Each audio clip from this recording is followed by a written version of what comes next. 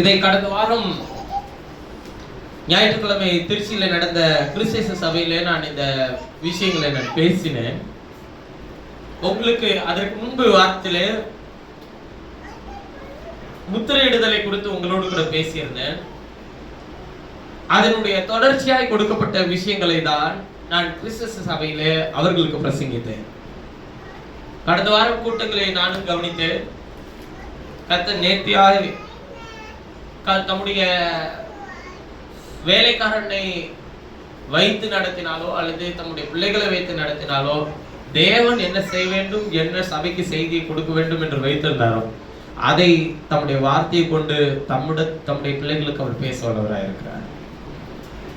ஆகினால் அந்த காரியங்களை எல்லாம் கூர்ந்து கவனித்தேன். கர்த்தர் கிருபையாய் நடத்தினார். அதற்காக சகோதரர்களுக்கு என்னுடைய வாழ்த்துக்கள். நீங்கள் கர்த்தரோடு நேரத்தை செலவிட இன்னும் அதிகமாய் செலவிட வேண்டும் என்று என் இருதயத்தில் கர்த்தர் சொன்னார். அதை நான் உங்களுக்கு ஆலோசனையாக சொல்லுகிறேன். அவர் விரும்புகிறார். ஏன்னா அவருடைய வருகைக்கு முன்னாடி கர்த்தர் தம்முடைய ராஜ்யத்தை கட்ட விரும்புகிறார். தனிப்பட்ட ராஜ்யத்தை கட்டுறதெல்லாம் போதும். அப்படி கட்டி இப்ப நிறைய மூடு விழா தான் நடக்குது. அதனால தனிப்பட்ட ராஜ்யங்கள்லாம் கட்டுறதை நிறுத்திட்டு தேவராஜ்யத்தை சேர்ந்து கட்டுவோம். உங்களுக்கு என்ன பொறுப்பை கொடுக்கிறாரோ அதில் உண்மையா இருங்கள். உண்மையா இருத்தல் என்றால் அதை குறித்ததான சிந்தனையும் அதை குறித்து பேசும்போது நாம் அதிக கவனத்தோடும் அதுக்குள்ளே இருக்கிற எல்லா விஷயங்களையும் நாம் பேசவும் செய்யவும் ஒப்புக்கொள்ளும். அதுதான் உண்மையினுடைய பரிமாறு. பேசுறதுல எந்த அளவுக்கு உண்மையா இருக்கிறோமோ அது செய்யறதுலயும் உண்மையா இருக்கும். செய்ய மாட்டேன் பேசுவேன், பேச மாட்டேன் செய்வேன் அப்படின்னு இல்லை. பேசவும் செய்யணும். சிலர் சொல்லுவாங்க பேச்சை விட செயல் ரொம்ப முக்கியம்னு சொல்லுவாங்க. இல்லை பைபிள் எப்படி சொல்லுதுன்னா பேசவும் செய்யணுமா, அறிக்கையும் செய்யணுமா, செய்யவும் செய்யணும்ன்ற. இப்போ விசுவாசம் அறிக்கையும் செய்யப்படணும், கிரியும் செய்யப்படணும். ரெண்டுமே ரொம்ப முக்கியம். அதனால் கடந்த நேற்று தினத்தில் உங்களுக்கு எல்லாருக்கும் தெரிந்ததுனால் நான் சொல்லுகிறேன். மற்ற இடத்துல இருக்கிறவர்களுக்கு அந்த சகோதரி தாயாரை தெரியாது. உங்களுக்கு தெரிந்ததுனால் நான் சொல்லுகிறேன். சகோதரி லலிதா அவர்கள் கர்த்தருக்குள் நித்திரை அடைந்தார்கள். அந்த குடும்பத்திற்காக நாம் ஜெபிப்போம். நிச்சயமா அவர்களுடைய ஆறுதலுக்காக, அந்த பிள்ளைகளுடைய ஆறுதலுக்காக அந்த எனக்கு நான் சின்னதுலேருந்து அவங்களாம் என்னை தூக்கி வளர்த்தவங்க. அதனால் மாமாவனுடைய ஆறுதலுக்காகவும் நீங்கள் தொடர்ந்து ஜெபிக்க முடிக்கும் உங்களை அன்போடு கேட்டுக்கொள்கிறேன். நம்முடைய ஜெபம் நீங்களை தாங்கட்டும், நீங்களுடைய வேதனைகளை பகிர்ந்து கொள்ளணும். போராடி இந்த விரோதமா இருந்து உன்னதி சம்பாதிச்சு அள்ளிட்டு போறது இல்லை. அதனால இப்ப நம்ம எல்லாருக்கும் ஒரே பரலோகம் தான். நம்ம எல்லாரும் கிறிஸ்துவின் ஒரே சரீரத்துல ஜீவிக்க போறோம். இல்ல நான் கர்த்தர் என்னைய ஒரு ஒரு ஒரு ஒரு அறையில பூட்டி வச்சிருவாரு, உங்களையெல்லாம் ஒரு அறையில பூட்டி வைப்பாரு அப்படி எதுவும் சொல்லியிருக்க பைபிள்ல இல்லையா? நம்ம எல்லாரும் அவரிடத்தில் இருப்போம். அந்த ஒரே நம்பிக்கைக்கு அழைக்கப்பட்டவர்களிடத்துல எந்த பிரிவினையோ எந்தவித மாறுதலோ வேற்றுமை நிழலோ, எப்படி நாம் ஆராதிக்கிற தேவன் எந்த பிரிவினையும் யாதொரு வேற்றுமை நிழலும் அவரிடத்தில் இல்லையோ, அவரை ஆராதிக்கிற நம்மிடத்திலும் அது மாதிரி என்ன பண்ணக்கூடாதுங்க, இருக்கக்கூடாது. நம்ம எல்லாரையும் நேசிக்கணும், நம்ம எல்லாரிடத்துல அன்பு செலுத்தணும், நம்ம எல்லாருக்கும் உண்மை உள்ளவர்களாக ஜீவிக்கணும். அவங்க நம்மளை பத்தி பேசுறாங்க, காயப்படுத்துறாங்க, உங்களுடைய வேலையை செய்யும். அவங்க நம்மளை புரிஞ்சுக்கணுன்ற அவசியம் இல்லை. நான் அதான் பலமுறை சொல்றேன். மனிதர்கள் எதை உங்களுக்கு செய்ய வேண்டும் என்று நீங்கள் விரும்புகிறீர்களோ ஆண்டவர் என்ன சொல்றாருங்க, முதலாவது அவங்க செய்யட்டும் நீ பொறுமையா இருன்னு சொல்றாரா, உங்களை செய்ய சொல்றாரா?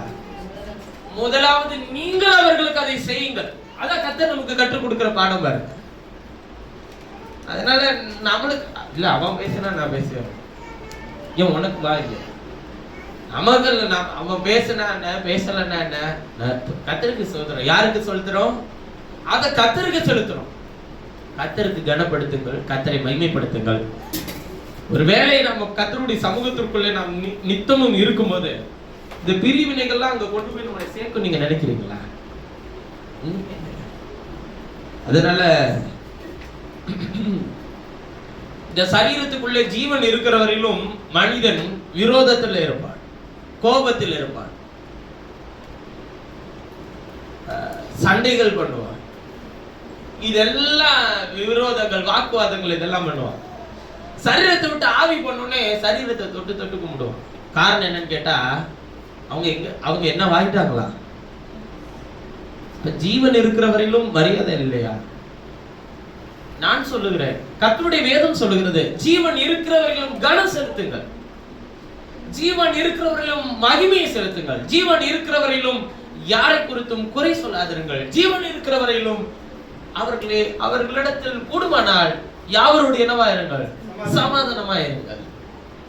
ஏன்னா கர்த்தர் தன்னுடைய ஜீவனை வச்சிருக்கிறவர்களும் ஒவ்வொரு மனுஷனையும் மதிங்கய்யா. ஜீவன் போனுச்சுன்னா அந்த சரீரத்துக்கு என்னவே இல்லை, மதிப்பே இல்லை. அதனால எல்லா ஜீவன்களோடு இருக்கிற வரையிலும் எல்லாரிடத்திலும் சந்தோஷமாகவும் சமாதானமாகவும் இருக்க பழகுங்கள். உங்கள் இருதயத்துக்குள்ள எத்தனை காயங்கள் இருந்தாலும் கிறிஸ்துவனிடத்தில் தெரியப்படுத்தி விட்டு மனுஷர்களிடத்தில் போகும்போது அவன் காயப்படுத்தின மனிதனையே நீங்கள் முகமுகமாய் பார்க்கும்போது நல்லா இருக்கிறியா, சந்தோஷமா இருக்கு, எல்லாரும் நல்லா இருக்கிறாங்களா, ஒரு வார்த்தை விசாரிக்கிறதுல எங்கேயுமே குறைஞ்சிட மாட்டேன். கர்த்தர் அந்த கணத்தை பார்ப்பார், கர்த்தர் அந்த விசாரணையை பார்ப்பார், கர்த்தர் அந்த எண்ணங்களை பார்ப்பார், அதற்கேற்ற பலனை தருவார். இல்லைன்னா நான் தான் சொல்றேன்னே, அதை எங்கிட்டு கணக்கு வாங்கணுமோ அப்படி கணக்கு வாங்கிப்பார். புரியுதுங்களா? எப்படி உங்களுக்கு கணக்கு தீர்க்கணும், எப்படி அதை பள்ளி வாங்கணும்ன்றது யாருக்கு தெரியுங்க? மார்வாடி அவருக்கு எல்லாமே தெரியும், எப்படி எல்லாம் வாங்கிப்பாரு, எப்படி வேலை வாங்கிப்பாருன்றது தெரியும். அதனால தயவுசெய்து நமக்குள்ள வச்சிருக்கிற ஒரு பெரியவரை வச்சுக்கிட்டு இந்த மாதிரி இந்த சில்லற பாலிடிக்ஸ் எல்லாம் பண்ணவே தேவையில்லை. புரியுதுங்களா?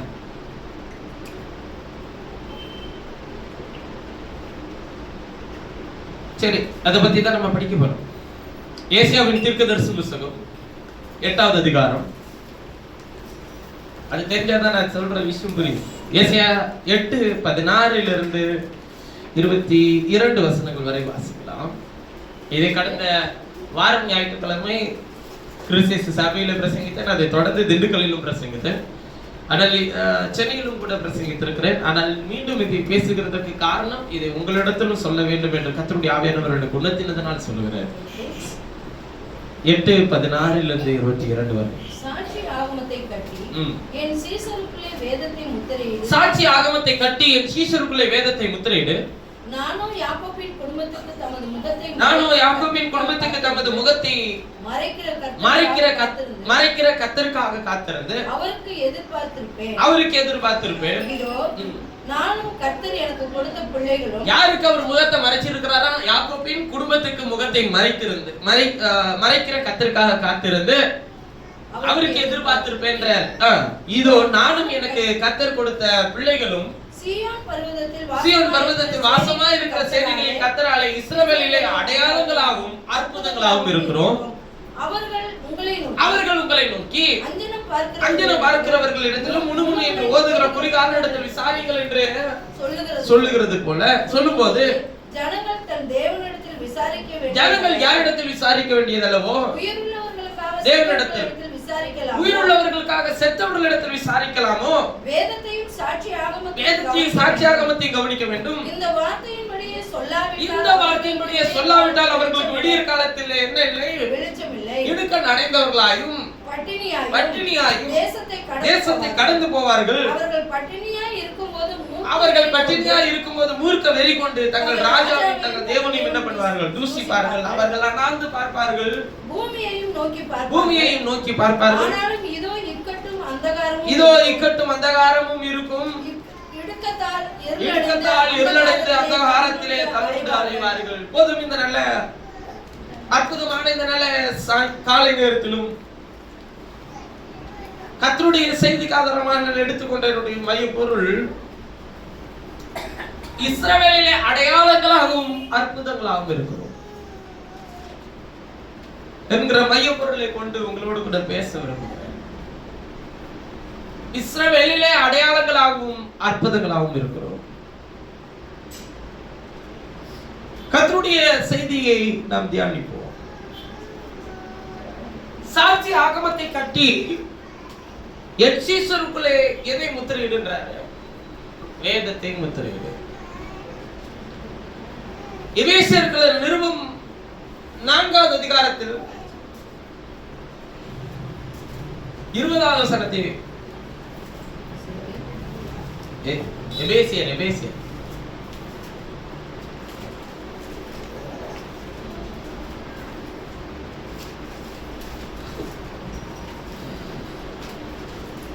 நான்கு 30, 20 அல்ல 30. நீங்கள் மீட்கப்படும் நாளுக்கென்று முத்திரையாக பெற்ற பரிசுத்த தேவனுடைய பரிசுத்த ஆவியை என்ன பண்ணாதீர்கள், துக்கப்படாதீர்கள். ஆண்டவர் சொல்கிறார், நீங்கள் மீட்கப்படுகிறதற்கென்று தேவன் தம்முடைய பரிசுத்த ஆவியை உங்களுக்கு தந்திருக்கிறார். அதாவது தேவனுடைய ஆவிதான் பரிசுத்த ஆவி. அப்ப நீங்கள் மீட்கப்படுகிறதற்கென்று தேவனுடைய ஆவியை துக்கப்படுத்தா முத்திரையாக தேவன் உங்களுக்கு தந்திருக்கிறார். அந்த ஆவியை துக்கப்படுத்தாதீர்கள் என்று வேத வாக்கியம் நமக்கு எடுத்து போதிக்கிறது. ஏசாயாவின் தீர்க்கதரிசன புத்தகத்திலே வாசிக்கும்போது அவர் சொல்லுகிறார், சாட்சியாகமத்தை கட்டி வேதத்தை சீஷருக்குள்ள என்ன பண்ணுறாரு, முத்திரையை போடு. அப்ப முத்திரைத்தல் என்பது சேர்த்துக் கொள்ள போகிறோம் அல்லது ஒரு அதிகாரத்தின் மையத்திலே இது என்னுடையது என்று சொல்லி முத்திரையிடுதல். அதுதான் நான் போன வாரத்துக்கு முந்தின வர சொன்னேன். ஒரு இடத்தை நாம் வாங்குகிறோம் என்றால் ஒரு முத்திரை தாளிலே இடத்தை பதிவு செய்கிறோம். ஏனது முத்திரை தாளிலே பதிவு செய்கிறோம் என்றால் அந்த பத்திரத்துக்கு பேர் என்னங்க, முத்திரை தாள்னு சொல்லுவாங்க. ஏன் பதிவு செய்யறோம்னு கேட்டா அது என்னுடையது, அது யாருடைய பேர்ல இருக்கு அப்படின்ற டாக்குமெண்ட் வேணும்ன்றது. அப்ப அது போலதான் ஆண்டவரும் எனக்குரியவர்கள் என்னுடையவர்கள் என்று சொல்லி அவர் ஒரு காரியத்தை நம் மீது வைத்து முத்திரை இடுகிறார். தன்னுடையவர்களை அவர் தன்னிடத்தில் சேர்த்துக் கொள்கிறார். எல்லாருக்கும் சம்பவிக்கிறதானே இந்த பூமியில எல்லாருக்கும் சம்பவிச்சுட்டு இருக்கு. என்ன மாறி சம்பவிக்குது? எல்லாரும் பிறக்கிறோம், எல்லாரும் மரிக்கிறோம் அப்படின்னு நம்ம நினைக்கிறோம். ஆனால் கிறிஸ்தவர்களுக்கு மரணம் என்பது இல்ல. ஏன் மரணம் இல்ல? அவன் என்ன ஆகிறான்? நித்திரை அடைகிறான். பைபிள் சொல்றது நித்திரை. ஆனால் எல்லாருக்கும் என்ன அது பார்வையில மரணம். தமிழிலே அந்த வார்த்தைகளை உச்சரிக்கும் போது ரெண்டு விதமாய் அழைப்பார்கள். இயற்கை எய்தல், பிரிந்து செல்லுதல்.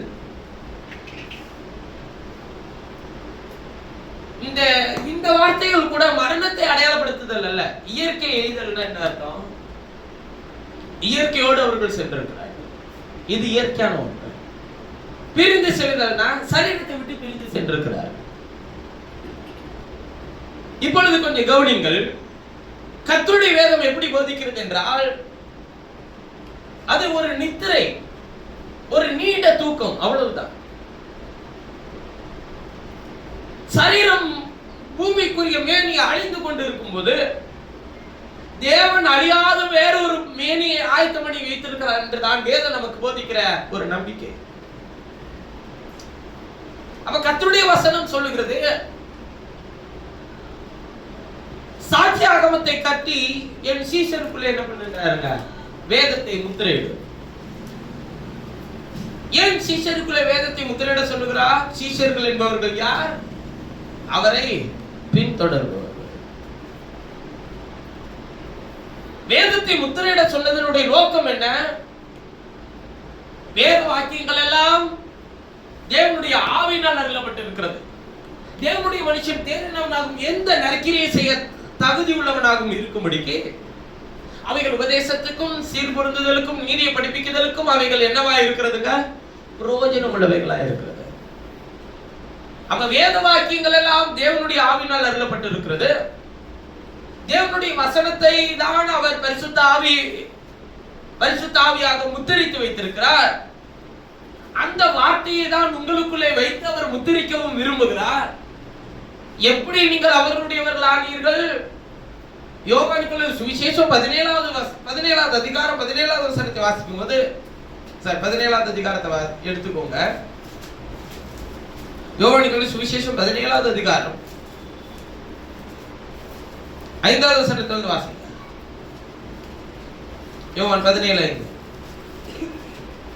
பிதாவே, உலகம் உண்டாகிறதற்கு முன்னே உம்மிடத்தில் எனக்கு பிதாவே உலகம் உண்டாகிறதற்கு முன்னே உம்மிடத்தில் எனக்கு உண்டாயிருந்த மகிமையினால் இப்பொழுது நீர் என்னை உம்மிடத்திலே மகிமைப்படுத்தும். இப்பொழுது நீர் என்னை உம்மிடத்திலே மகிமைப்படுத்தும். நீர் உலகத்தில் தேர்ந்தெடுத்து, நல்ல கவனிச்சு படிச்சு பாருங்க, நீ உலகத்தில் தேர்ந்தெடுத்து எனக்கு தந்த மனுஷருக்கு உம்முடைய நாமத்தை வெளிப்படுத்தினேன். உம்முடைய நாமத்தை வெளிப்படுத்தினேன். அவர்கள் உம்முடையவர்களாய் இருந்தார்கள். அவர்கள் உம்முடையவர்களாய் இருந்தார்கள். அவர்களை எனக்கு தந்தீர். அவர்கள் உம்முடைய வசனத்தை கைக்கொண்டிருக்கிறார்கள். அவர்கள் உம்முடைய வசனத்தை என்ன பண்ணி இருக்கிறார்கள்? கைக்கொண்டிருக்கிறார்கள். நீர் எனக்கு தந்தவைகள் எல்லாம் உம்மாலே உண்டாயின. நீர் எனக்கு தந்தவைகள் எல்லாம் உம்மாலே உண்டாயின. இப்பொழுது அறிந்திருக்கிறீர்கள். உம்மாலே உண்டாயின என்பதை இப்பொழுது நீர் அறிந்திருக்கிறீர். நீர் எனக்கு கொடுத்த வார்த்தைகளை நான் அவர்களுக்கு கொடுத்தேன். நீர் எனக்கு கொடுத்த வார்த்தைகளை நான் அவர்களுக்கு கொடுத்தேன். அவர்கள் அவைகளை ஏற்றுக்கொண்டு நான் உம்மிடத்திலிருந்து புறப்பட்டு வந்தேன் என்று நிச்சயமாய் அறிந்து நீர் என்னை அனுப்பினீர் என்று விசுவாசித்திருக்கிறார்கள். நான் அவர்களுக்காக வேண்டிக் கொள்கிறேன். உலகத்துக்காக வேண்டிக் கொள்ளாமல் நீர் எனக்கு தந்தவர்களுக்காக வேண்டிக் கொள்கிறேன். அவர்கள் உம்முடையவர்களாய் இருக்கிறார்களே. போதும். என்ன சொல்றாரு? அவர்கள் யாருடையவர்களாய்? உம்முடையவர்களாய் இருக்கிறார்களே. அவருடையவர்களுக்கு அவர் என்ன கொடுத்திருக்கிறார்? எதை கை கொண்டு நடக்கிறார்களா? உம்முடைய வசனத்தை பாருங்க. வேதம் சொல்கிறது 6வது வசனத்துல வாசிக்கும்போது, எனக்கு தந்த மனுஷருக்கு உம்முடைய நாமத்தை வெளிப்படுத்தினேன். ஆமென். இந்த உலகத்திலே நீர் எனக்கு தந்த மனுஷருக்கு அந்த நாமத்தை வெளிப்படுத்தி இருக்கிறார். ஆமென். அவர்கள் உம்முடையவர்களாய் இருந்தார்கள். அவர்களை எனக்கு தந்தீர். அவர்கள் என்னை கை கொண்டு நடக்கிறார்கள் சொல்றாரா? உம்முடைய வசனத்தை கை கொண்டு நடக்கிறார்கள். அப்ப பாருங்க, அவருடையவர்கள், அவருக்குரியவர்கள், ஹalleluya, அவர் நாமம் அறிந்தவர்கள், ஆமென், அவருடைய வசனத்தை கை கொண்டு நடக்கிறார்கள். ஏன் வேதத்தை சீசருக்குள்ள முத்திரையிடணும்? அவர்கள் கை கொண்டு நடக்கும்படிக்கு. ஆமென். ஏன் கசப்பு வேண்டாம்னு சொல்றாரு? கை கொண்டு நடக்கும்படிக்கு. ஆமென். ஏன் துர்க்குணம் வேண்டான்றாரு? வேதத்தை கை கொண்டு நடக்கும்படிக்கு. ஏன் பொல்லாப்பு வேண்டான்றாரு? அவருடைய வேதத்தை கை கொண்டு நடக்கும்படிக்கு. அப்ப இந்த உலகத்தில் இருக்கிற எந்த விஷயத்திற்கு நாம் முக்கியத்துவம் கொடுத்தாலும் அதை நம்ம எப்படி புரிஞ்சுக்கணும்னு கேட்டா, உலகத்தில் இருக்கிற எந்த விஷயம்னா வேலை, மனைவி, பிள்ளைகள், கணவன், இதுக்கெல்லாம் நம்ம முக்கியத்துவம் கொடுத்தோம்னாக்க தேவனை விட்டுறோம். உலகம் இப்ப நீங்க ஆராதனைக்கு வந்துட்டா இங்க கணவன், மனைவி, பிள்ளைகள் என்கிற நிலையில் உறவுகளாக இந்த இடத்துக்குள்ள யாருனாலும் இருக்கலாம். ஆனால் தேவனுடைய சமூகத்தில் வரும்போது கணவனுக்காக அவர் பேசல, மனைவிக்காக அவர் பேசல, பிள்ளைகளுக்காக அவர் பேசல, உங்களுக்காக அவர் பேசிட்டு இருக்கிறார். ஆமென். இந்த இடத்திற்குள்ளே நாம் கர்த்தரை தொழுது கொள்ள வரும்போது எனக்காக என்ன பேசுறாரு? நான் எந்த விஷயத்துல சரிப்படுத்தணும்னு நினைச்சுக்கிறேன். இந்த எண்ணங்களோட வந்துட்டா பிரச்சனை இல்லை. இவன்கிட்ட பேச ஆண்டவரே, இவர்களிடத்தில் பேச ஆண்டவரே. உன்கிட்ட பேச வேண்டாமா? உங்களை சரிப்படுத்த வேண்டாமா? உங்களை சீர்படுத்த வேண்டாமா? நான் திரும்பவும் சொல்லுகிறேன், இங்கே உங்கள் மனம் புதிதாகிறதுனால் நீங்கள் என்ன ஆகிறீர்கள்? ஆண்டவர் சொல்றாங்க, மறுரூபமாகிறீர்கள். கர்த்தரை தொழுது கொள்ள வருகிற ஒவ்வொரு கர்த்தருடைய பிள்ளைகளும் மனதை புதிதாக்குகிறதற்காக கர்த்தருடைய சமூகத்திற்குள்ளே வருகிறோம். ஆமென். இங்கே நம்மளை பத்தி எங்க காரியத்தை கர்த்தர் அட்ரஸ் பண்ணி சொல்றாரோ அதை சரிப்படுத்திக்கணும். ஆண்டவர் சொல்றாரு, நான் உன்னை முத்திரையிட்டு வச்சிருக்கிறேன். எதுக்கு? என்னுடையவனா இருக்கிறதுக்கு. அப்ப என்னுடையவனா இருக்கணும்னா சொல்றதுல இருக்கா, செய்யறதுல இருக்கா? சொல்றதுல எப்படி இருக்கோ அது மாதிரி செய்யறதுல இருக்கணும். அதுக்கு எதை கை கொண்டு நடக்கணும்? வசனத்தை கை கொண்டு நடக்கணும். சொல்லிட்டு சொல்றாரு பாருங்க, அந்த ஏசாயாவி இல்ல இல்ல இல்ல ஏசாயாவி 8வது அதிகாரம், ஏசாயா 8.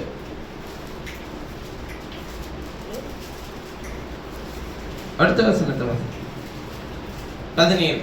நானும் யாக்கோபின் குடும்பத்துக்கு தனது முகத்தை மறைக்கிற கர்த்தருக்காக காத்து. அதுக்கு என்னன்னா, கர்த்தர் ஏசாயா தீர்க்கதரிசியின் இடத்துல பேசினார். இந்த இஸ்ரவேலர்கள் யாக்கோபினுடைய குடும்பத்தாரினுடைய வார்த்தைக்கு செவி கொடுக்க மாட்டேங்கிறாங்கன்னு ஆரம்பத்துல இருந்து பேசிட்டு வருவார். அப்ப ஏசாயாவுக்கு ஒரு எச்சரிப்பு வரும், ஏசாயாவுடைய குமாரனை குறித்து பேசிட்டு வரும்போது. அப்ப ஏசாயா தன்னுடைய குடும்பத்தை குறித்து பேசுகிறார்.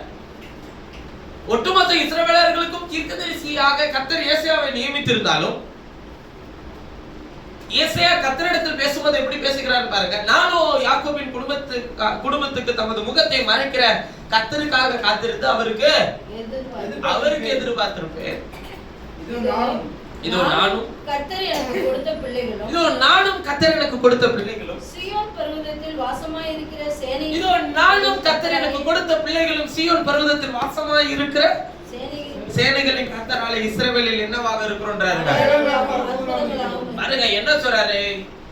ஒட்டுமொத்த சபைக்கு ஒரு ஊழியக்காரன் தீர்க்கதரிசி. ஆனால் அவர் சொல்லுகிறார், நானும் கர்த்தர் எனக்கு கொடுத்த பிள்ளைகள். எல்லாரும் நானும் கர்த்தர் எனக்கு கொடுத்த குடும்பம், நானும் கர்த்தர் எனக்கு கொடுத்த மனைவி, நானும் கர்த்தர் எனக்கு கொடுத்த கணவன், நானும் கர்த்தர் எனக்கு கொடுத்த பிள்ளைகளும் இஸ்ரவேலிலே, உலகத்திலே சொல்லல, எங்க இஸ்ரவேல்னா யாரு?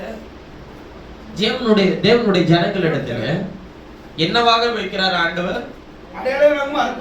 அடையாளங்களாகவும் அற்புதங்களாகவும் வைக்கிறாருன்னு இல்ல, இருக்கிறோன்றாரு. வைக்கிறாருன்றதுக்கும் இருக்கிறோன்றதுக்கு என்ன இருக்குங்க? கொஞ்சம் வித்தியாசம் இருக்கு. இருக்கிறோம்னா என்ன அர்த்தங்க? நாம தான் இருக்கணும். வைக்கிறாருன்னா அது அவர் வைக்கிறாருன்னு அர்த்தம். அவர் எப்படி நம்மளை அடையாளமா வைப்பாரு, நம்மளை எப்படி அற்புதமா வைப்பாருன்றது அது அவர் கையில இருக்கு. ஆனா இருக்கிறோம்னு சொன்னா என்ன அர்த்தம்? நாம அப்படி இருக்கணும். அடையாளத்தை தேடுற நாம, அற்புதத்தை தேடுற நாம, ஆண்டவர் நம்மளை இஸ்ரவேலில் என்னவா இருக்க சொல்றாரு?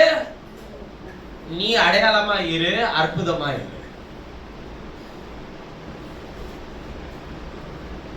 ஒரு உலகத்துல ஒரு துக்கமான ஒரு விஷயமோ ஒரு நன்மையான ஒரு விஷயமோ இரண்டு வருகிறதற்கு முன்பு சில அடையாளங்களை தேடுகிறது உண்டு மனுஷர்கள். ஆனால் அவர்களுக்கு தெரியாது, இரண்டு சூழ்நிலையிலுமே அந்த நபர் தான் அடையாளமாக போகிறார்கள் என்பது அர்த்தம். உங்களுக்கு புரியலையா? ஒரு உதாரணத்தை சொல்லுங்க. கானா ஒரு கல்யாணத்தில் இயேசு வருகிறார். திராட்சை ரசம் குறைவுபட்டுச்சு. இப்ப அங்க அடையாளமா இருந்தது எது?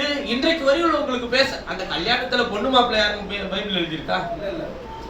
ஆனா ஊர்ல எத்தனையோ கல்யாணம் நடந்திருக்கும். ஆனால் அந்த ஊரிலே நடந்த ஒரு கல்யாணம், அதிலே எதனால அந்த கல்யாணம் அடையாளப்படுத்தப்பட்டுச்சு? தண்ணீர் திராட்சை ரசமா மாறினது. எதனால் தண்ணீர் திராட்சை ரசமா மாறினது? திராட்சை ரசம் குறைவுபட்ட போது. சரி, திராட்சை ரசம் குறைவுபட்ட போது தண்ணீரை திராட்சை ரசமாக மாற்ற அங்க யார் இருந்தது? அப்ப இயேசு அங்க இருந்ததுனாலதான் அந்த கல்யாணம் அடையாளமாக மாற்றப்பட்டது. இயேசு செய்த முதலாவது அற்புதமாக இருந்தது. அடையாளத்துக்கும் அற்புதத்துக்கும் காரணகர்த்தாவா அங்க இருந்தது யார்? இயேசு. அங்க எத்தனையோ கல்யாணம் நடந்திருக்கலாம் கானாவூர்ல. ஆனா இயேசு போன அந்த கல்யாணத்துல அந்த கல்யாணத்தை என்னவா மாத்திட்டாருங்க? அற்புதமாகவும் அடையாளமாகவும் மாத்திட்டாரு. அப்படின்னா ஆண்டவர் சொல்ல வர்றது என்ன?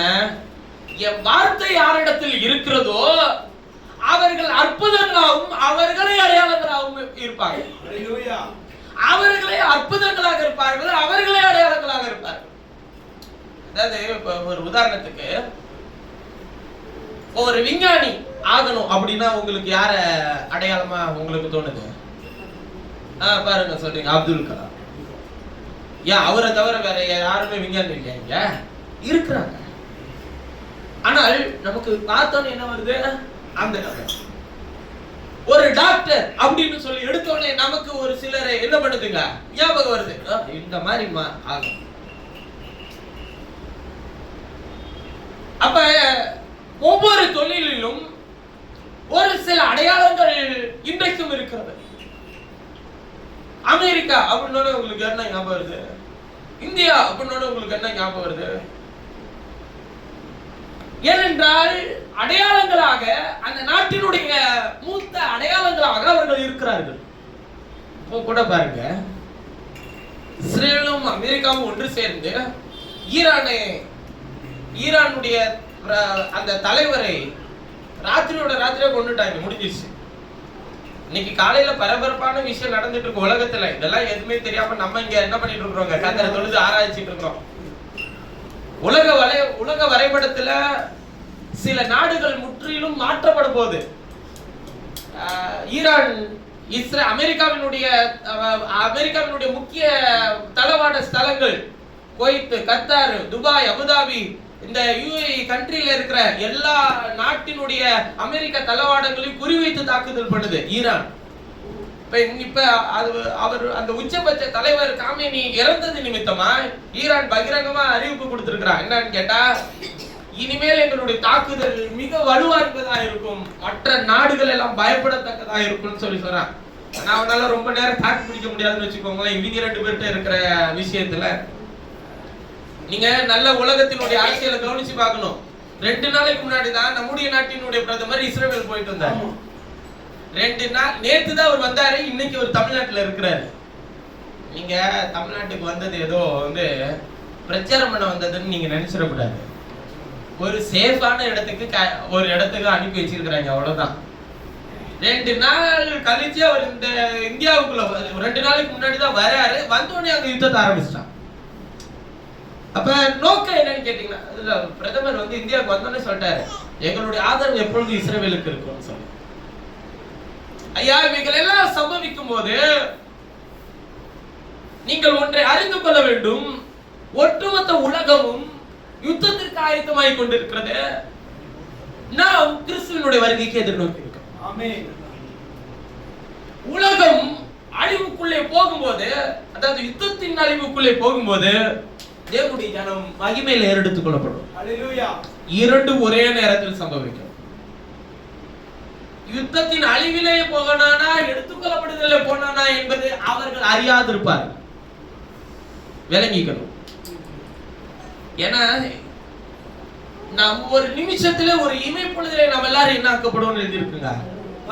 யுத்தத்தினுடைய காலம் முடிஞ்ச பிறகு காணாமல் போனவர்கள் அப்படின்னு சொல்லி சிலர் வைப்பாங்க. ஏன்னா சரீரம் கூட என்ன பண்ணாது, சிலருடைய சரீரம் கிடைக்காது.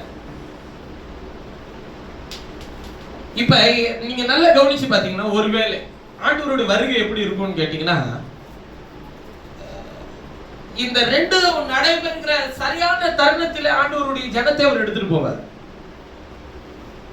இப்ப அவன் யுத்தத்துல காணப்படானா இல்ல ஆண்டவருடைய வருகையில காணப்படானன்றத பத்தி யாருக்குமே என்ன பண்ணாது, தெரியாது. ஏன் அப்படி நான் சொல்றேன்னு கேட்டா, இங்க பாரு, இங்க பாருன்னு சொன்னேன், இங்க திரும்ப அப்போ நேரா ஆமாம் இல்ல வெளுத்து கூட இங்க வந்து. சரி கவனிங்க, ஏன் இதை நான் சொல்றேன்னா, 2 விஷயத்திலும் சரியாய் கவனித்து பாருங்கள்.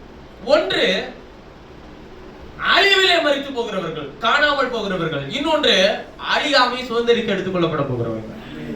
இப்ப இந்த 2ல காணாம போயிட்டான்னு சொல்லும் போது நிறைய பேர் ஆண்டவர் வந்துட்டு போனான்றத நிறைய பேர் ஏத்துக்க மாட்டான்.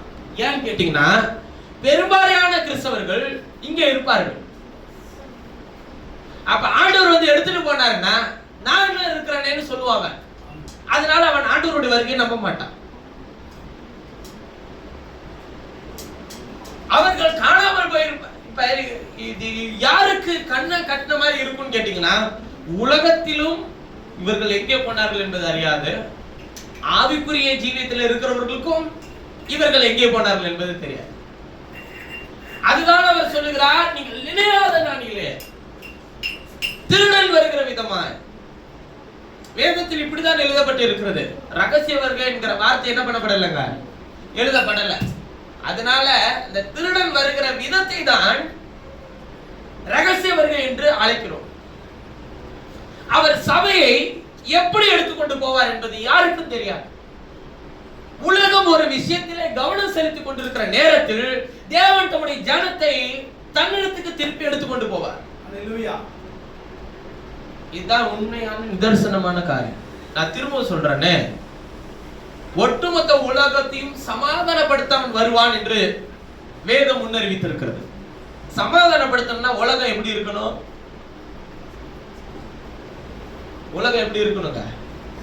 சமாதானம் இல்லாம இருக்கணுமா இல்லையா? யுத்தத்தில் இருக்கணும். சமாதான குறைவில் இருக்கணும். காலையில அந்த உச்சபட்ச தலைவர் கொல்லப்பட்டுட்டார் என்ற செய்தி கேட்டோன்னே வடகொரியா அதிபர் அந்த ஆளு உடனடியா நீ போற நிறுத்தணும், உன்னோட நோக்கம் முடிஞ்சு போச்சு, நீ அந்த தலைவரை கொல்லணும்னா 2 நாடும் சேர்ந்து திட்டம் பண்ணீங்க, கொண்டுட்டீங்க, இப்ப போற நீ நிறுத்தி ஆகணும், இல்லைன்னா நான் உங்களுக்கு விரோதமா யுத்தம் பண்றதுக்கு வடகொரியா, சீனா, ரஷ்யா இதெல்லாம் சம்பந்தம் கலந்துருக்கு. இப்ப இந்தியா யாருக்கு ஆதரவு கொடுத்துட்டு வந்திருக்கு? இஸ்ரேலுக்கு. ஆனா உங்களுக்கு ஒரு விஷயம் தெரியுமா, இந்தியா ரஷ்யா யுத்தத்துக்கு போனுச்சுன்னா இந்தியா பின்னாடியே போய் ஆகும், வேற வழி கிடையாது. இதுதான் ஒப்பந்தம். ரஷ்யா எங்க யுத்தம் பண்ண போதோ அங்கே இந்தியா போய் ஆகும். மாட்டேன்னு சொல்ல முடியாது, ஏன்னா அது ஒப்பந்தம். இப்போ கூட ஆயுதங்களை எல்லாம் அங்க இருந்து தான் வாங்குறோம், ரஷ்யாட்ட இருந்து தான் வாங்குறோம். ஐயா, உலகம் முழுவதும் ஒரு குழப்பத்தில், பயத்தில், அச்சத்தில் மக்கள் உறைந்து கொண்டிருக்கும் போது ஒட்டுமொத்த உலகத்தையும் சமாதானப்படுத்த, ஒட்டுமொத்த மக்களுக்கும் சமாதானத்தை கொடுக்க இவ்வுலகத்தின் அதிபதி ஒரு மைய சிங்காசனத்தில் வந்து உட்காருவான். எருசலேமை தலைமையிடமாய் கொண்டு ஒட்டுமொத்த உலகத்திற்கும் மைய இடமாகி எருசலேமிலே அவன் வந்து உட்காருவான். அவன் உட்காரும் போது எல்லாம் முடிஞ்சிருக்கும். அவன் சமாதானத்தை கொண்டு வருவான் பூமியில. அதுக்கு முன்னாடி யார் போயிருக்கணும்? மனவாட்டி எடுத்துக்கொள்ளப்படணும். பாருங்க எவ்வளவு நெருக்கத்துல நம்ம இருக்கிறோம்.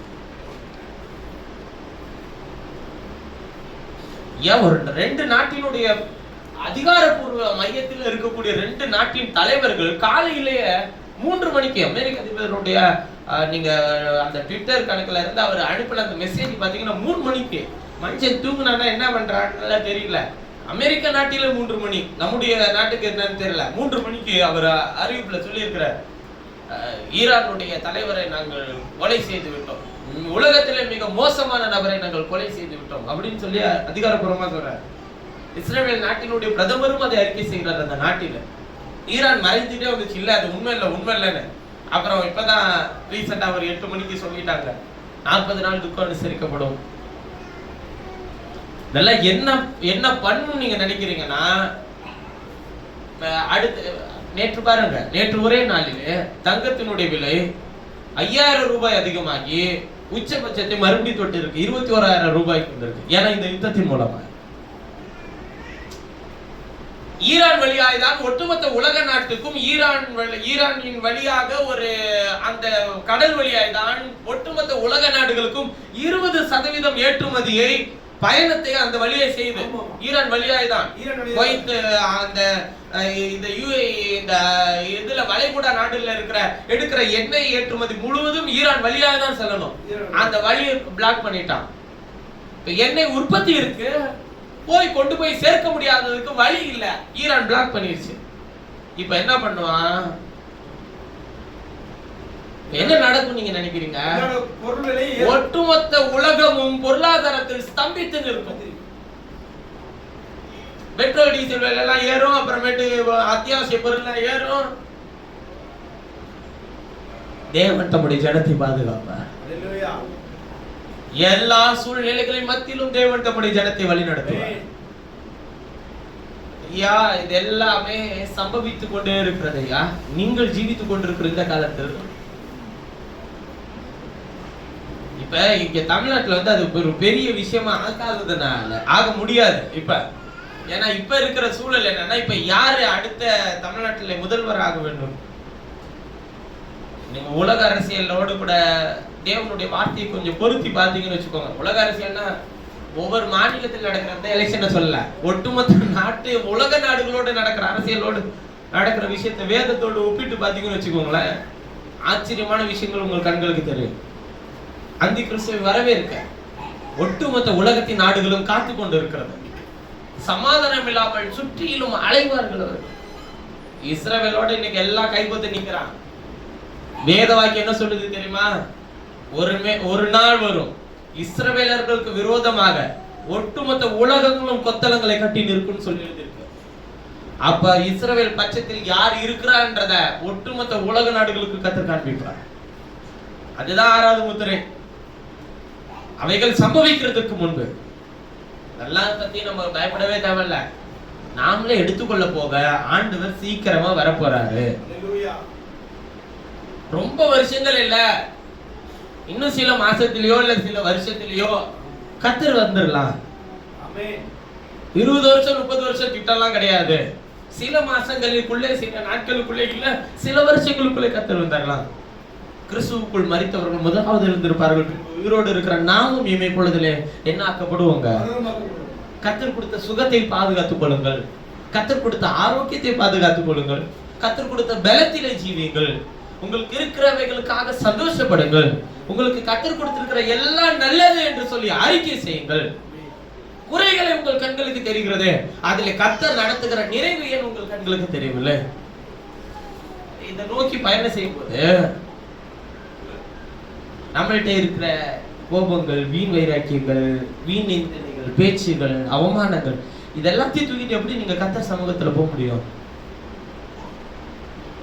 இப்ப இங்க வந்து 2 பெரிய அரசியல் கட்சிகள் இருக்கு தமிழ்நாட்டுல. இவன் இவனோட பேச மாட்டான், இவன் இவனோட பேச மாட்டான்னு நம்ம பார்வையில் அப்படி தோணுது. ஆனா அது உண்மையானு கேட்டா உண்மை இல்லை. அவனுக்கு காசு தேவைன்னா எவன் எவனோடனாலும் என்ன பண்ணுவான்? நான் சொல்றேன், உங்களுக்கு நித்திய ஜீவன் வேணும்னா எல்லாத்தையும் பண்ணீங்க, எல்லாத்தையும் அன்பு செலுத்துங்க, எல்லார் இடத்துல உண்மையா என்ன பண்ணுங்க? ஜீவி. எது வேணும்னா அவனுக்கு காசு வேணும், நமக்கு என்ன வேணும்? ஆண்டவர் சொல்ற மாயமுள்ளதா இருக்க வேணாம், மாயமற்றதா இருக்கட்டும். கிறிஸ்து உங்களுக்கு மன்னித்தது போல நீங்கள் ஒருவரில் ஒருவர் என்ன பண்ணுங்கள்? மன்னியுங்கள். ஒருவரில் ஒருவர் அன்பு கூறுங்கள். இஸ்ரவேலிலே தேவன் உங்களை அடையாளங்களாகவும் அற்புதங்களாகவும் வைத்திருக்கிறார். அவர்கள் உங்களை நோக்கி அஞ்சலி பார்க்கிறவர்களிடத்திலும் முணுமுணு என்று ஓதுகிற குறிகாரனிடத்தில் விசாரிங்கள் என்று சொல்லும்போது ஜனங்கள் யாரிடத்தில் விசாரிக்கணுமா? ஒரே பிரச்சனையா இருக்கு. எங்கேயாச்சும் போய் கேட்டு வருவோமா? இங்க வந்து விசாரிக்கணும். தேவன்கிட்ட வாங்க. உயிருள்ளவர்களுக்காக யார்கிட்ட போய் விசாரிக்கலாமான்னு கேட்கிறாரு. செத்தவர்கள் இடத்துல விசாரிக்கலாமா? உயிருள்ளவன் போய் யார்கிட்ட விசாரிக்க முடியாதுன்றாருங்க. செத்தவர்கிட்ட விசாரி. ஆனா உலகத்தின் விசுவாசம் என்ன? செத்தவன் கடவுள், உயிரோடு இருக்கிறவன் விரோதி.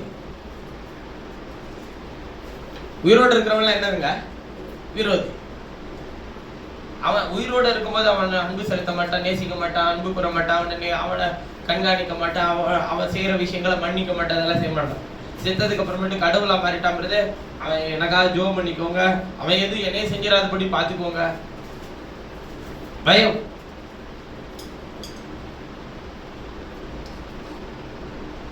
ஜீவனுக்கும் மரணத்துக்குமான கோட்டை, நித்திரைக்குமான கோட்டை ஒரு மனிதன் தாண்டின பிறகு அவன் திரும்பி ஜீவனுக்குள்ளே வர முடியாது.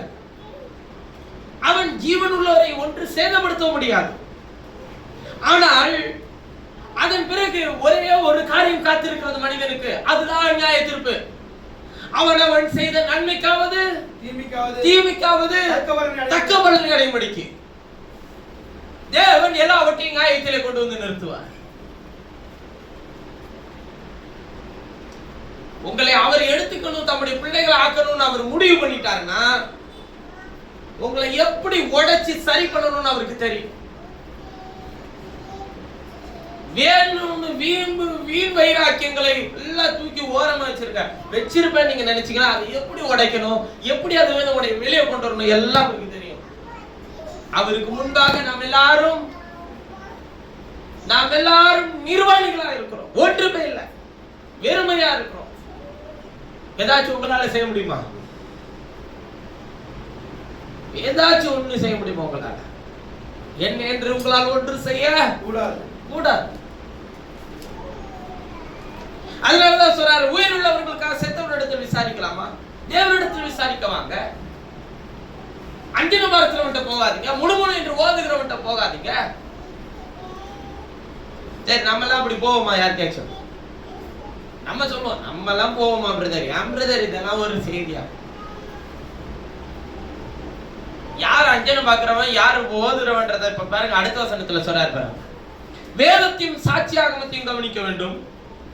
இந்த வார்த்தையினுடைய சொல்லாவிட்டால் அவர்களுக்கு விடிய காலத்து வெளிச்சம் இல்லை.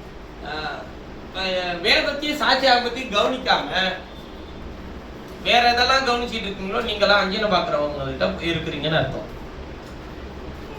வேதத்தையும் சாட்சியாகமத்தையும் கவனிக்காம நீங்க முடி என்று ஓதுகிறவர்கிட்ட போறீங்கன்னு அர்த்தம். வேதத்தை சாட்சி ஆகமத்தை கவனிக்காதவன் குறிகாரனிடத்தில் விசாரிக்கிறான்னு அர்த்தம். வேதத்தை சாட்சி ஆகமத்தையும் கவனிக்காதவன் தேவனிடத்தில் விசாரிக்கலன்னு அர்த்தம்.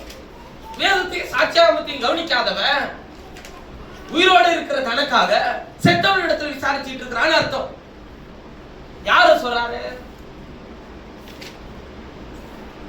யாரெல்லாம் வேதத்தையும் சாட்சியாகமத்தையும் கவனிக்கலையோ, அது என்ன பிரதர்? வேதம் சரி, சாட்சியாகமன்றது என்ன?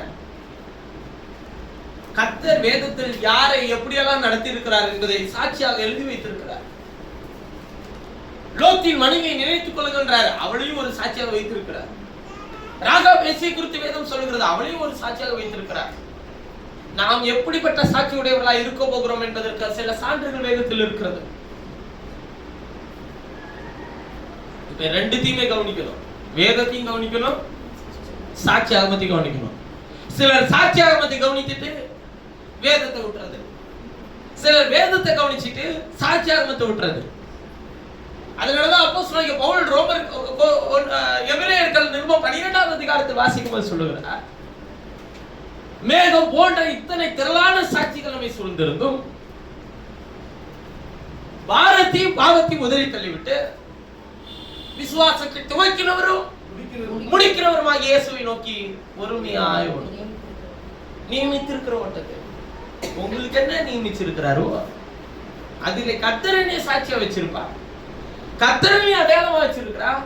கர்த்தர் என்னை அற்புதங்களாக வைத்திருக்கிறார். இயேசுவை நான் சுமந்திருக்கிறேன், அவருடைய வேதத்தை நான் சுமக்கிறேன், அவருடைய வார்த்தையை நான் சுமக்கிறேன். நான் அதை கவனிக்கிறேன். ஐயா, உங்களை அடையாளப்படுத்துகிறது எது? இந்த கர்த்தருடைய வேதம். நான் சொல்லுகிறேன், உண்மையாகவே நான் ஊழியத்தினுடைய நாட்களில் துவக்கத்தில் இருந்து இன்று வரையிலும் கர்த்தர் எத்தனையோ இடங்களில் எடுத்து நிறுத்தி இருக்கிறார்.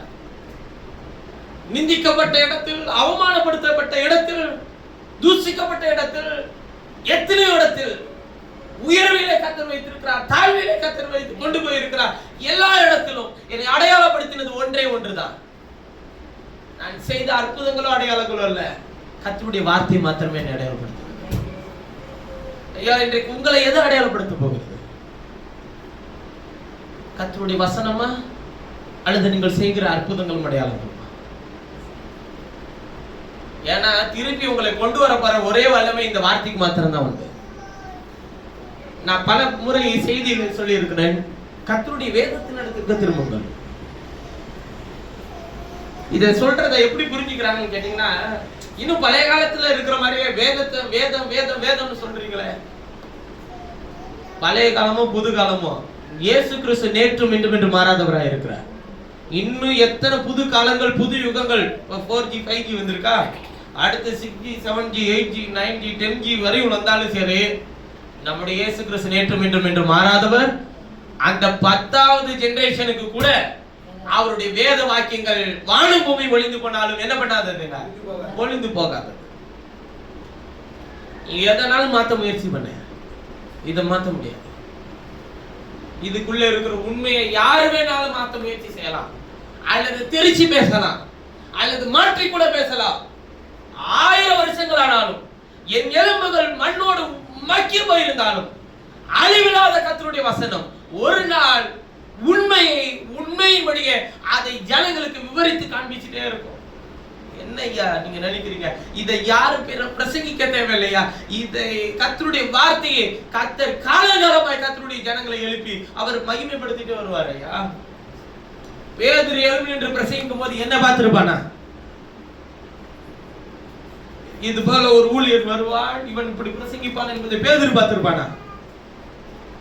நான் எழும்பி பிரசங்கிக்கும் போது இதற்கு பின்பு வரப்போகிற நபரை நான் பார்த்திருக்கிறானா? தெரியாது. ஆனால் பேதுருவை எழுப்பின அன்றே கர்த்தர் என்னையும் பார்த்திருந்தார், எனக்கு பின் வருகிறவர்களையும் அவர் பார்த்திருக்கிறார்.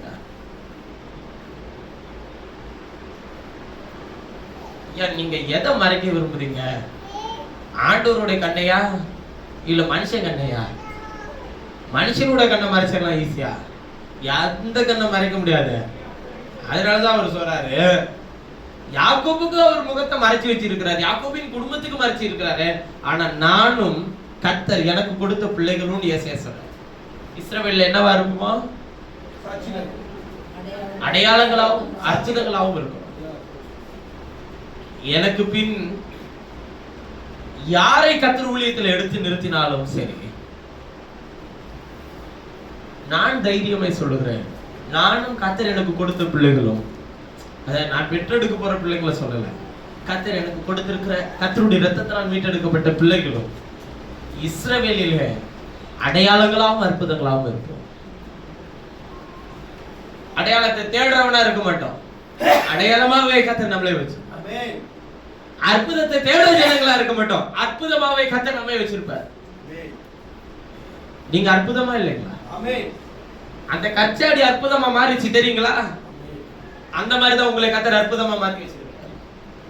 அந்த ஒன்று ருசியில்லாத தண்ணீர் அற்புதமா மாறிச்சா இல்லையா? அப்படித்தானே கர்த்தர் உங்களை மாத்தி வச்சிருக்கிறார். அப்ப நீங்க இஸ்ரவேலில் அற்புதமா அடையாளமா?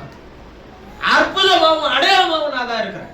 சொல்லுங்க, நாவில இருக்கு நானே அற்புதம், என் தேவனுக்கு நான் அற்புதம், என் தேவனுடைய பார்வையில நான் அடையாளம். உங்களுக்கு எதாவது அடையாளம் வேணுமா? தேவன் தான் அடையாளம். உங்களுக்கு ஏதாச்சும் அற்புதம் வேணுமா? இப்ப நீ தான்ப்பா எனக்கு அற்புதம். நான் அற்புதம் செஞ்சு உடனே பரிசுத்தமாக்கி உடனே ரட்சித்து மீட்டெடுத்து ஞானஸ்நானம் கொடுத்து கழுவி வேறு பிரிச்சு இதை செய் அதை செய் இதை பண்ணி இதை பண்ணாத நான் சொல்லிட்டு இருக்கிறேன், நீதான் எனக்கு அற்புதம். இல்ல பிரதர், எனக்கு இன்னும் அந்த அற்புதம் செய்யக்கூடிய சக்தியெல்லாம் இல்லை. இன்னும் நீ இன்னும் அந்த அளவு இன்னும் நீ நம்ம வாழ்க்கையில யாராச்சும் நீ பரிசுத்தாவை பெற்றுக்கொண்டியான்னு கேட்டா, ஏன்னா நம்மள சின்ன நமக்கு தெரியும்ல, அதனால நமக்கு என்ன தோணுது, இருக்கிறாரா இல்லையா கர்த்தர்? ஒருவேளை நம்மளோட இருக்கிறாரா இல்லையா? நான் பெற்றுக்கொண்டேன், அதுக்கு என்ன அடையாளம்? நான் தான் அடையாளம். அதுக்கு என்ன அற்புதம்? நான் தான் அற்புதம். ஒன்னும் புரியலையே விடுது, இது என்ன புதுசா இருக்கு? ஆமையா, புதுசா தான் இருக்கும். என்னை வேறு பிரிச்சு அவருடைய அன்பை ருசி பார்க்க வச்சு அவருடைய நாமத்தை அறிய வச்சு அந்த நாமத்திலே பாவ மன்னிப்பு உண்டு என்பதை அறிந்து கொள்ள வச்சு என்னை கர்த்தர் அடையாளமா வச்சிருக்கிறாரு. எனக்குள்ள இருக்கிற துர்க்குணம், அழுக்கு, கசப்பு எல்லாத்தையும் எடுத்து போட்டு தினந்தோறும் வார்த்தை என்கிற விலை ஏறப்பெற்ற மன்னாவினால் தேவன் எனக்குள்ளே வாசம் பண்ணி என்னை மறுரூபப்படுத்தி கொண்டு என்னை அற்புதமாக வைத்திருக்கிறார். ஐயா, மரணம் என்னை சந்திக்க வந்தாலும் அற்புதமாக என்னை நடத்தி இருக்கிறார். ஐயா, நெருக்கடிகள் என்னை சந்திக்க வந்தாலும் அற்புதமாக என்னை நடத்தி இருக்கிறார். ஐயா, அற்புதம் ஒரு நாள் நடந்துச்சா டெய்லி நடந்துட்டு, டெய்லி நடக்குதா இல்லையா? உங்களுக்கு டெய்லி நடக்குதா இல்லையா? தினந்தோறும் நடக்கிறதே அவர் செய்த அற்புதம் தாங்க. சுகம் கொடுக்கிறது அற்புதம் இல்லையா? தினந்தோறும் ஜீவனோட வச்சிருக்கிறது அற்புதம் இல்லையா? நீங்க தான் அற்புதம். யார்கிட்ட போக கூடாது. அஞ்சனா பாக்குற முணுமுணு இன்னைக்கு நாள் என்ன இருக்கும்? காலண்டர்ல என்ன வசனம் போட்டிருக்கு? அஞ்சனா எங்க பார்த்தா தெரியுங்களா? காலண்டர்ல துவங்குச்சு. அப்புறம் மாசம், இந்த மாசம் என்ன வாக்கு தத்துவம்? கர்த்தருடைய வேதம் குறைவிட்டது மாத்துவார். இது வாக்கு தத்துவம் மாதிரி தெரியலையா? அதனாலதான் அப்படி போடல, அந்த மாதிரி சூஸ் பண்ணவே இல்லை. எது அடையாளம் எது வாக்கு தத்தன்னு ஒண்ணுமே பைபிள்ல வாக்கு தத்தன்னு எழுதி இருக்கல. வாக்குத்தத்தம் எழுதி இருக்கு. சரி, மாச வாக்குத்தத்தம் எழுதி இருக்கா? நாள் வாக்குத்தத்தம் எழுதி இருக்கா? வருஷ வாக்குத்தத்தம் எழுதி இருக்கா? வாக்குத்தத்தம் எழுதி இருக்கு, உண்மை, சரி, நான் ஒத்துக்கிறேன். யார் வாக்குத்தத்தம்? அதையும் எழுதி இருக்கா இல்லையா? யார் வாக்குத்தத்தம்? வாக்குத்தத்தங்கள் எல்லாம் கிறிஸ்து இயேசுவுக்குள் அவருக்குள் ஆமென். நீ அவருக்குள்ள இருந்தா உன்னுடைய வாழ்க்கையில ஆமென் என்று இருக்கு. ஹalleluya. வாக்குத்தத்தம் எல்லாம் அவருக்குள் ஆமென் என்று இருக்கு. நாம அவருக்குள் இருந்தால் அது நம்முடைய வாழ்க்கையில என்னவா இருக்கு? ஆமெனாக இருக்கு. ஆமென் என்ன? அப்படி ஆகக்கூடாது. இப்ப பிரச்சனை வந்து வாக்குத்தத்தம் தரதுல இல்ல, நீங்க அவருக்குள்ள இருக்கிறீங்களான்றதுல தான் இருக்கு. இத சொல்லி தந்தா பிரச்சனை முடிஞ்சு போச்சு. அதை விட்டுட்டு கர்த்தர் உன்னை இப்படி வைத்திருப்பார், உன்னை புத்தி கூர்மையும் ஆக்குவார், அது இருந்துச்சுன்னா ஏன் நீ இப்படி இருக்கு? உன்னை செழிப்பான இடத்துல வச்சிருப்பார், உன்னை அப்படி வச்சிருப்பார், உன்னை இப்படி வச்சிருப்பார், உன்னை அண்டா வாக்குவார், குண்டா வாக்குவார், இதெல்லாம் ஒண்ணுமே தேவையில்லையா? நான் யாரையும் குறை சொல்ல, நம்ம சரி பண்ணிக்குவோம், நம்ம சீர்படுத்திப்போம், நம்ம நித்திய ஜீவனுக்கு போவோம், அவ்வளவுதான். எதை சொல்றாரு உங்களுக்கு புரியுதா? அஞ்சன வாக்குறவன்ட்ட போறீங்க, யார் உன்ட்ட சொன்னது இந்த நாளில் இதை செய்ய போறேன்னு? முழு என்று ஓதுகிறவன்ட்ட போறீங்க, அப்படிலாம் நான் யார்ட்டையும் போறது இல்லை. அப்படி தம்பி வந்து ஏதாச்சும் ஜெபிச்சு விட்டுச்சுன்னா நல்லா இருக்கும். தம்பி ஜெபிக்கலாம் விடாது. நீ ஜெபம் பண்ணா கத்தர் கேட்க மாட்டாரா? உனக்காக ஜெபம் பண்ணத கத்தர் நியமிச்சிருக்க. எதுக்கு ஜெபம் பண்ண?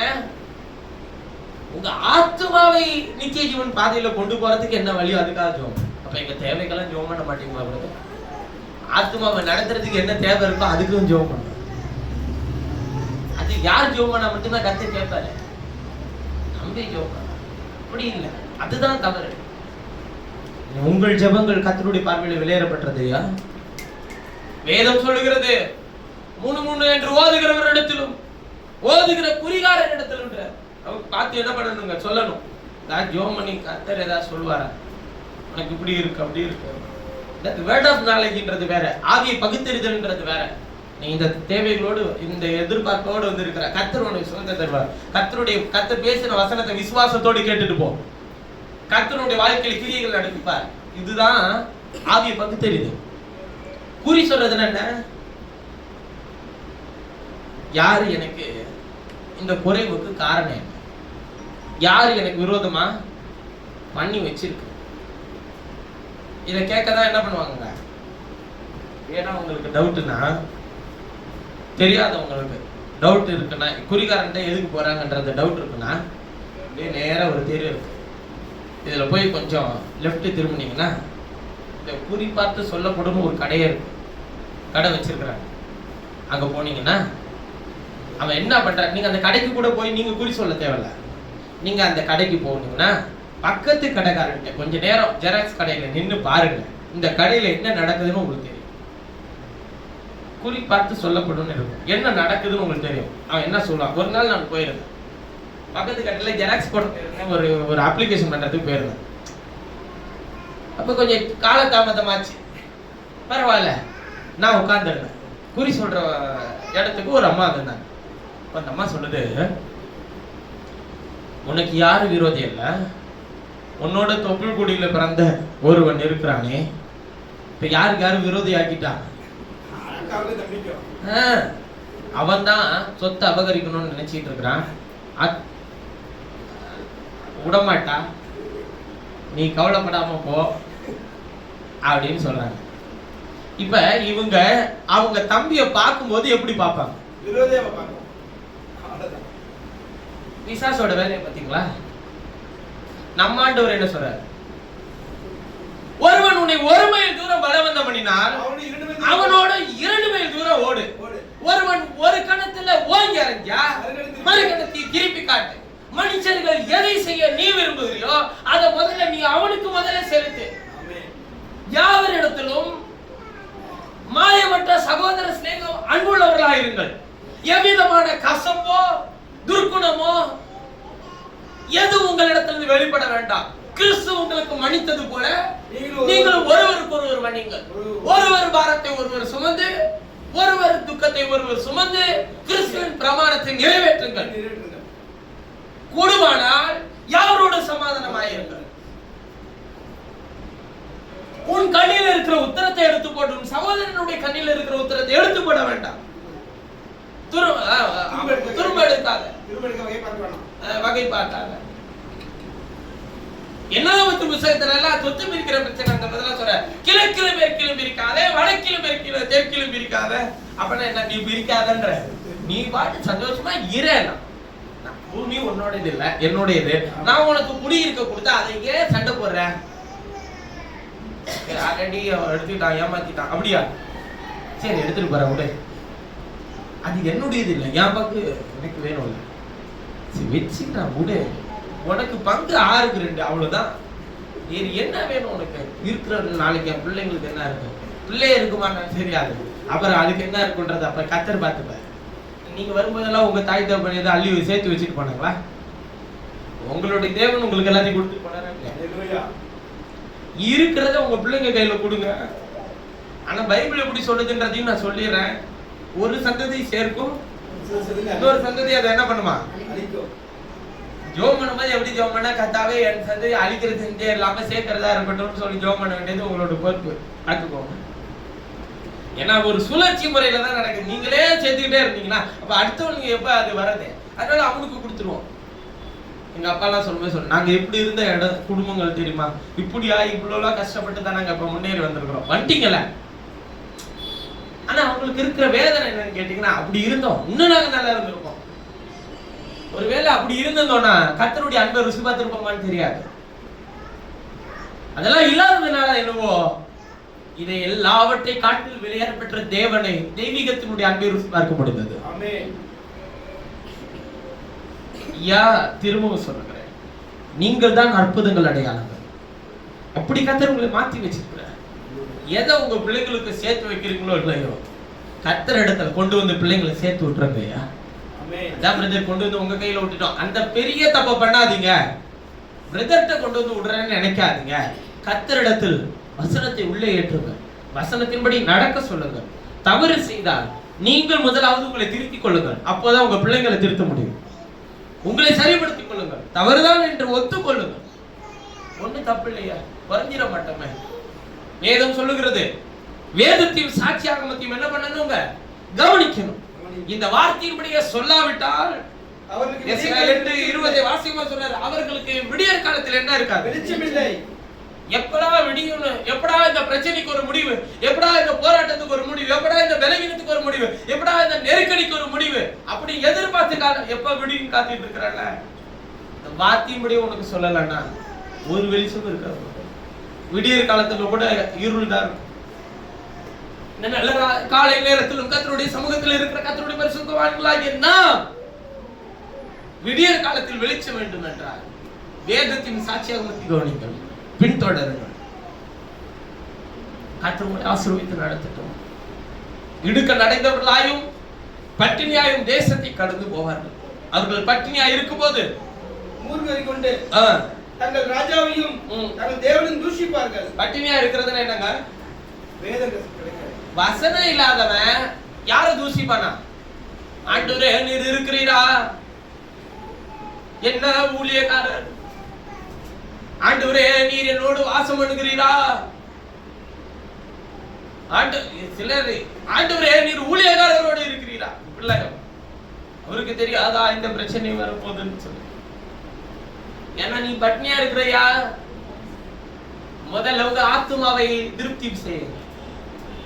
அவர்கள் அண்ணாந்து பார்ப்பார்கள், பூமியை நோக்கி பார்ப்பார்கள். ஆனாலும் இதோ இக்கட்டும் அந்தகாரமும் இருக்கும். இடுக்கத்தால் இருளடைந்த அந்தகாரத்தில் தள்ளுண்டு அலைவார்கள். அந்தகாரத்திலே தள்ளுண்டு அலைவான். அவனுக்கு அவனை சரிப்படுத்த முடியாது. ஏன்னா அவனுக்கு அந்தகாரம் என்ன? இருள். இருள் அவனால என்ன செய்ய முடியல? கிரியை செய்ய. என்ன சம்பவிக்குதுன்னு சொல்லி அவனுக்கு தெரியல. ஆனால் நான் சொல்லுகிறேன், கர்த்தருடைய வேலைக்காரனாக அவருடைய ஜீவியத்தினுடைய எல்லையின் முடிவு வரை சந்தோஷமாயிருப்பார். கர்த்தர் செய்த எல்லா நன்மைகள் நினைத்து சந்தோஷமாயிருப்பார். உங்களுக்கு முன்பே இருக்கிற குறைகள் நீக்கப்பட்டு போகும். உங்களுக்கு முன்பே இருக்கிற தேவைகள் சந்திக்கப்படும். உங்களுக்கு முன்பே இருக்கிற பலவீனங்கள் மாறி போகும். உங்களுக்கு முன்பே இருக்கிற வியாதி சுகமாகும். கடிந்து கொள்ளுங்கள். கர்த்தர் எனக்கு நன்மை செய்தார், நீ என்னை பலவீனப்படுத்த முயற்சி செய்கிறார். உலகத்தின் அதிபதி கொண்டு வருகிற எல்லா வழிகளையும் வேதனைகளையும் தூக்கி அவன் மீது வைத்து விட்டு அவரை சுமந்து, கிறிஸ்துவனுடைய வார்த்தைகளை சுமந்து அவருக்கு பின் சென்று நடப்போம். தேவன் உங்களை ஆசீர்வதித்திருந்தார், வழி நடத்த வல்லவராக இருக்கிறார். நாம் யாவரும் ஜெப செய்ய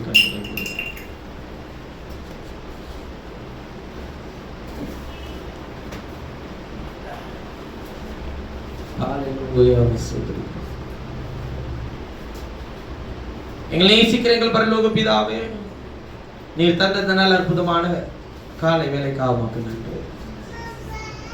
உம்முடைய வார்த்தையினாலும் வல்லமையினாலும் எங்களை வழி நடத்தும். ஹல்லேலூயா. சோதரிக்கிறோம். உம்முடைய வார்த்தையினாலே உண்டாகிற சந்தோஷத்தை எங்களுக்கு தாரும். உம்முடைய வசனத்தினால் உண்டாகிற பலத்தை எங்களுக்கு தாரும். எந்த சூழ்நிலையில் நாங்கள் பின்னோக்கி பார்க்காமல் எங்கள் அடிச்சுவடுகளை முன்னோக்கி வைக்க உதவி செய்யும்.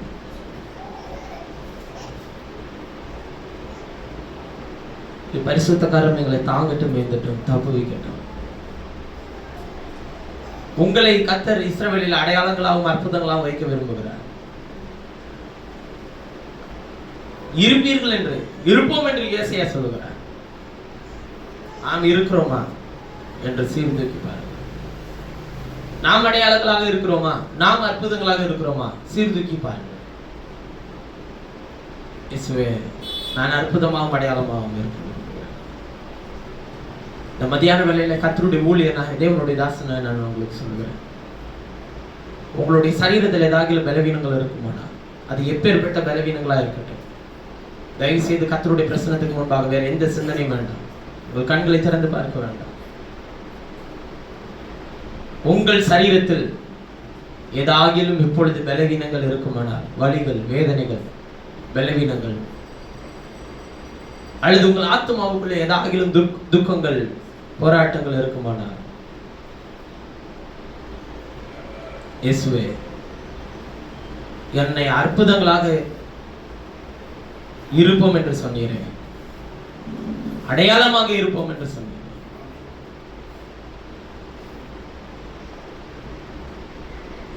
என் சுகவீனத்தை, என் பலவீனத்தை, என் வியாதியை இயேசுவின் நாமத்தினால் என்னை விட்டு வெளியே போ என்று சொல்லி கட்டளை கொடுக்கிறேன். ஹல்லேலூயா, ஆமென். அது எப்பேற்பட்ட பலவீனங்களா இருக்கட்டும், தேவன் இந்த மதிய வேளையிலே உங்களுக்கு சுகத்தை தர வல்லவராக இருக்கிறார். ஹல்லேலூயா. அந்த பலவீனத்தை பார்த்து கடிந்து கொள்ளுங்கள். ஆமென். விசுவாசத்தினாலே அதை கடிந்து கொள்ளுங்கள். தேவன் சுகத்தை உங்களுக்குள்ளே உண்டு பண்ண வல்லவராக இருக்கிறார். ஆமென்.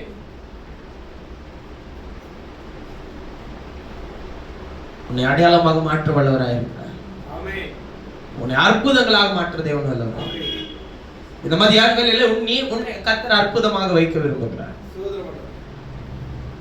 உன்னை அடையாளமாக வைக்க விரும்புகிறார். ஹல்லேலூயா.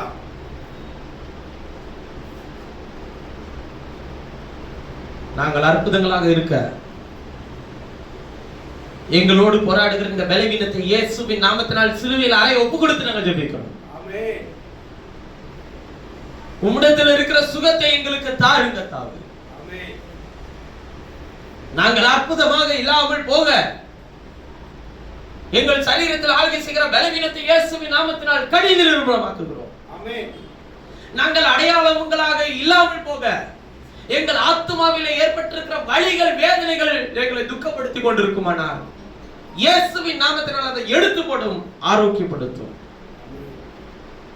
சமாதானம் உள்ள இருதயத்தையும் சுகமுள்ள சரீரத்தையும் எங்களுக்கு தார்.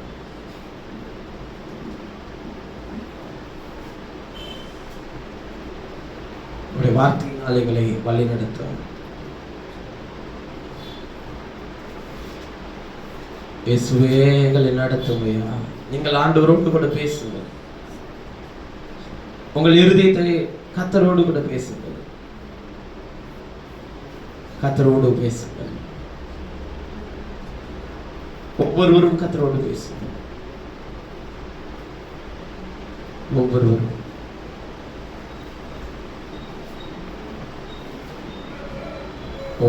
நாம் கர்த்தரோடு பேசுவோம். இயேசுவின் பின்னே போக துணிந்தேன், பின்னோக்கி நான் பின்னோக்கி நான் பின்னோக்கி நான் பின்னோக்கி நான் இயேசுவின் பின்னே போக துணிந்தேன், பின்னோக்கி நான் பின்னோக்கி நான் பின்னோக்கி நான் பின்னோக்கி நான் உலகம் என் பின்னே சிலுவை என் முன்னே, உலகம் என் பின்னே சிலுவை என் முன்னே, பின்னோக்கி நான் பின்னோக்கி நான் பின்னோக்கி நான் பின்னோக்கி நான் என் மீட்பர் பாதை என்றும் பின் செல்வேன், என் மீட்பர் பாதை என்றும் பின் செல்வேன்,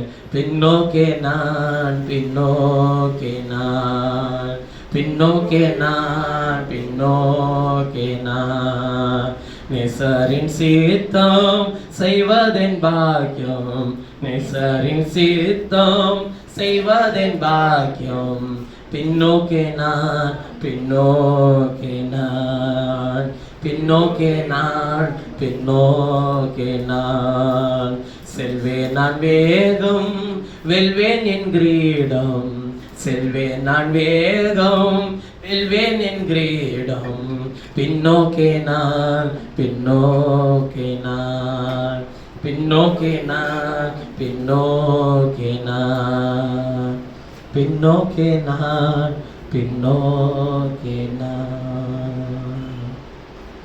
கர்த்தர் நம்மோடு பேசின வார்த்தைகளுக்காக நம் மத்தியில் இருக்கிற சோதரன் ஆர்வன் அவர்கள் நம்ம ஜெபத்தில் நடத்துவார். ஹalleluya ஹalleluya ஹalleluya ஹalleluya. அப்பா சோதரிக்கிறோம் கர்த்தாவே, அப்பா நேற்று இன்று மாறாத மகிமையின் ராஜாவே, ஒருவராய் பெரிய காரியங்களை செய்கிறவரே, அப்பா மரித்தேன் ஆனாலும் சதா காலங்கள் உயிரோடு இருக்கும் தேவனுக்காக சோதரன் கர்த்தாவே, ஹalleluya ஹalleluya ஹalleluya. ஆமென்ண்டவரே, அப்பா பேசின வார்த்தைக்காக நன்றி கர்த்தாவே, ஒவ்வொரு பகுதியில் தேவ பிரசனைகளை ஆளுகை செய்து அதற்காக நன்றி கர்த்தாவே, ஆமென்ண்டவரே, ஹalleluya ஹalleluya ஹalleluya.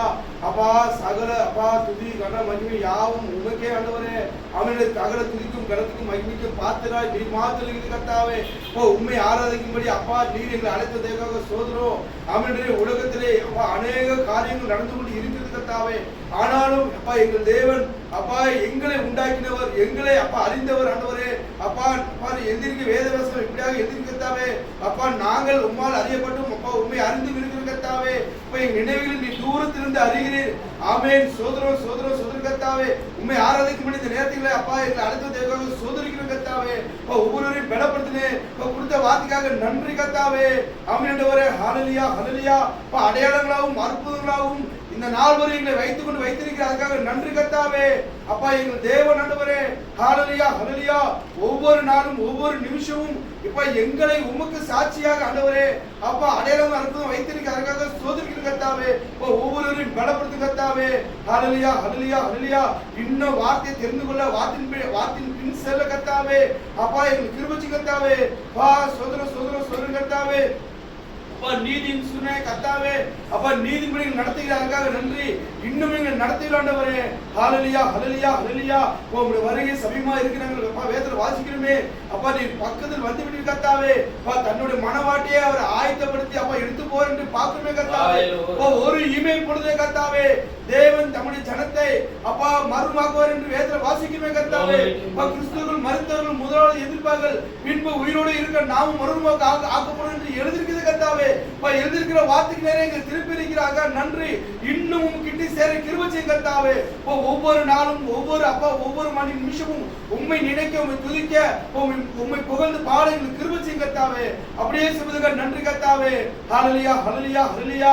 அப்பா சோதர சோதர சோதர கர்த்தாவே, கடந்த மாதம் முழுதும் கண்ணீரும் கரையிலும் பாதுகாப்பு சோதரோ இந்த புதிய மாதத்தை காலப்படி கிருபை செய்து கர்த்தாவே, அப்பா ஒவ்வொருவரையும் பலப்படுத்தும், எல்லாருடைய தேவைகளையும் சந்தியும் கர்த்தாவே, அப்பா சந்தித்து கொண்டு வருகிறதே நன்றி கர்த்தாவே, ஹalleluya. சோதரர்கள் தலைமண்டு தாழ்த்துறோம், நாங்கள் சிறுகுணிக்கு பெரும் கிருபை செய்யுங்க கர்த்தராகிய இயேசு கிறிஸ்து இயேசுவின் விலையேறப்பட்ட நாமத்தில் கேட்கிறேன் என் ஜீவனுள்ள நல்ல பிதாவே. ஆமென் ஆமென். என் ஆத்துமாவே கர்த்தரை ஸ்தோத்திரி. கர்த்தர் நாமத்தை ஸ்தோத்திரி. என் ஆத்துமாவே கர்த்தரை ஸ்தோத்திரி. கர்த்தர் செய்த சகல உபகாரங்களுக்காக. ஆமென். நாம் யாவரும் கர்த்தருடைய பந்திக்கென்று நாம் கூடி வருவோம்.